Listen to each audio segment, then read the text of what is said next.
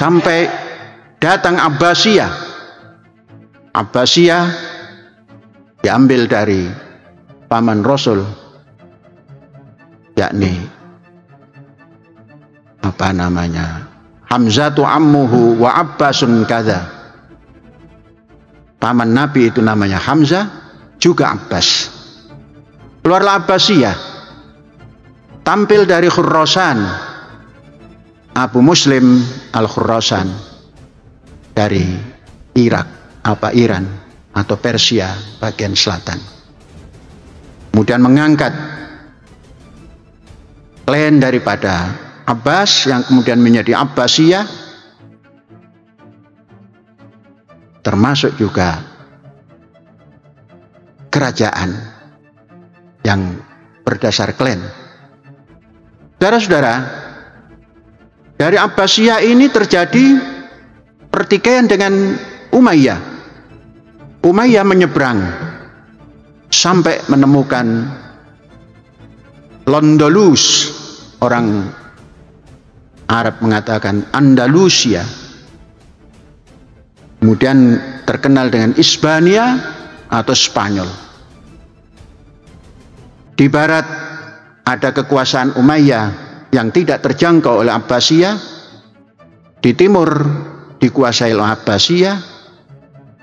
Yang kesemuanya sudah lepas daripada sistem kekhilafahan yang dilakukan oleh Khulafaur Rasyidin.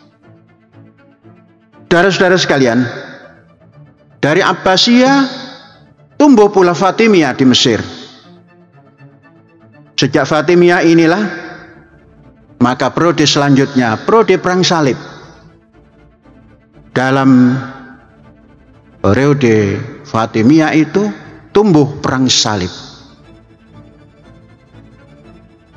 melunaskan daripada dendam, di mana Islam atau Muslim pernah berkuasa di negara Nasrani, yaitu Andalusia, kemudian Portugal, kemudian Faransa, sebagian Jerman dan sebagainya.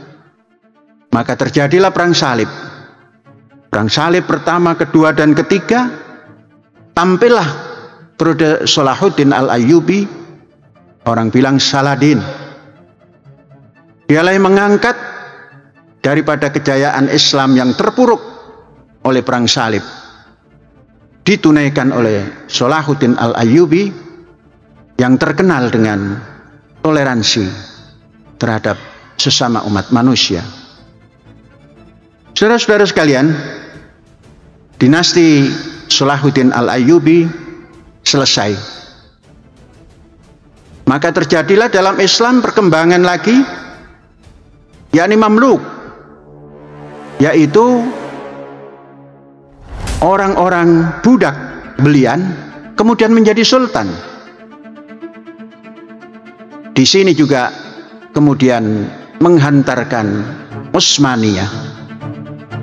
Utsmaniyah bukan dari klan Utsman, tapi Utsmaniyah adalah orang yang tersingkir untuk mencari penyelamatan daripada serangan Genghis Khan, masuk kepada Bosporus. Sisa-sisa pasukan itu mendirikan satu kelompok yang kemudian dinamakan Utsmani.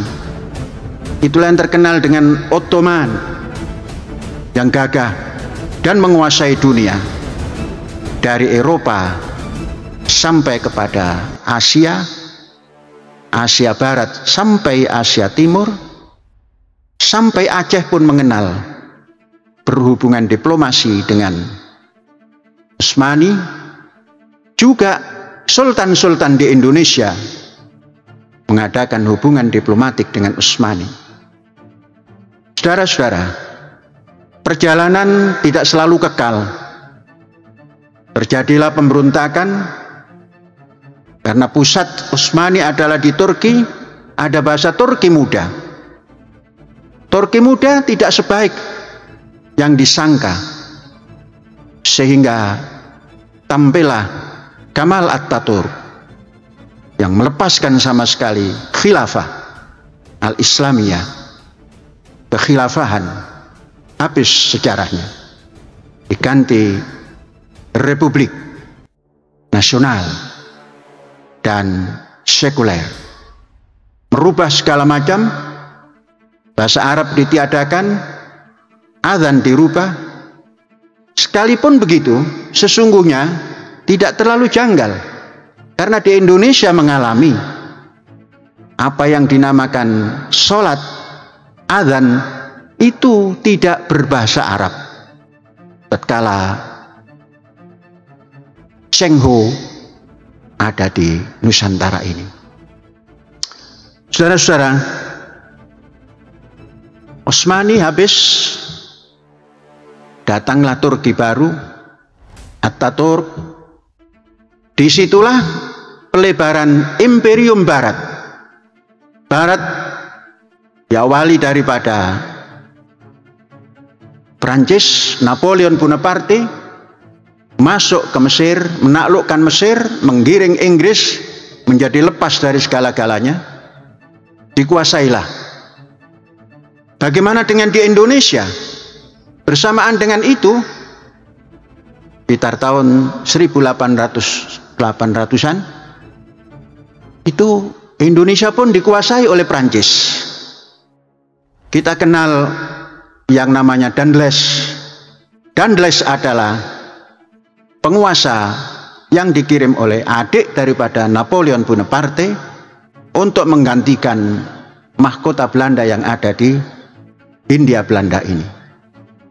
Maka beralihlah kekuasaan kepada Prancis. Saudara-saudara, tidak lama daripada itu pergolakan. Terjadilah Perang Dunia Pertama.